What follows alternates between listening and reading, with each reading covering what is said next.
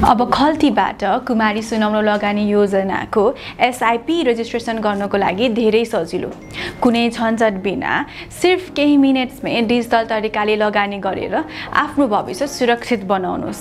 लगानी सजिलो, भविष्य उज्जवल। अब खल्तीबाट एसआईपी रजिस्ट्रेसन गर्नको लागि चाहिँ यो सजिलो प्रक्रियाहरू चाहिँ हजुरहरूले अपनाउनु पर्ने हुनेछ। सुरुमा आफ्नो खल्ती वालेटमा लगइन गर्नुहोस् र यहाँ सर्भिसभित्र रहेको म्युचुअल फन्ड सेलेक्ट गर्नुहोस्। अब यहाँ हजुरले कुमारी सुनौलो लगानी योजना सेलेक्ट गर्नुहोस् र हजुरले 3वटा अप्सन देख्न सक्नुहुनेछ। एसआईपी पेमेन्ट, लमसम इन्भेस्टमेन्ट र एसआईपी रजिस्ट्रेसन। यी मध्ये एसआईपी रजिस्ट्रेसन अप्सन चुज गर्नुहोस्। अब हजुरले यहाँ डिपोजिटरी पार्टिसिपेन्ट सेलेक्ट गर्नुहोस् र यो बक्समा आफ्नो क्लाइन्ट आइडी यानि कि डिम्याटको लास्ट 8 डिजिट नम्बर राख्नुहोस्। यहाँ एसआईपी इन्टरभलमा हजुरले 4वटा अप्सन पाउनुहुनेछ। मन्थली, क्वार्टरली, हाफ इयरली र इयरली।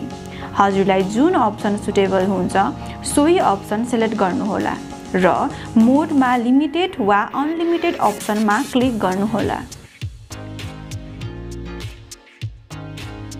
यहाँ आफ्नो फर्स्ट नेम, मिडल नेम र लास्ट नेम फिल गर्नुहोला।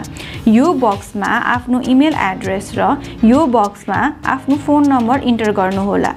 यदि हजुरले एसआईपी इन्टरभलमा लिमिटेडमा क्लिक गर्नुभएको छ भने हजुरले कति समय अवधिको लागि एसआईपी गर्दै हुनुहुन्छ, यहाँ यो बक्समा इयर मेन्सन गर्नुपर्ने हुन्छ र अनलिमिटेडमा सेलेक्ट गर्नुहुँदा इयर मेन्सन गर्नुपर्ने हुँदैन र यो बक्समा कति अमाउन्टको एसआईपी गर्दै हुनुहुन्छ सोही अमाउन्ट इन्टर गर्नुहोस् र यहाँ नेक्स्ट बटनमा क्लिक गर्नुहोला। अब यहाँ हजुरले आफ्नो डिटेल चेक गरी पे बटनमा क्लिक गर्नुहोस् र यहाँ कन्फर्म पेमेन्टमा रहेको बटन कन्टिन्यूमा क्लिक गर्नुहोला। यति गर्नुभएपछि हजुरको पेमेन्ट सक्सेसफुल हुनेछ र एसआईपी रजिस्ट्रेसन हुनेछ।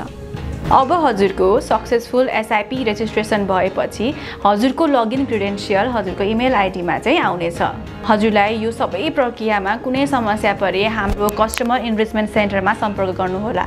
हामी हजुरलाई सेवा दिन यही नै छौँ। लगानी सजिलो, भविष्य उज्जवल।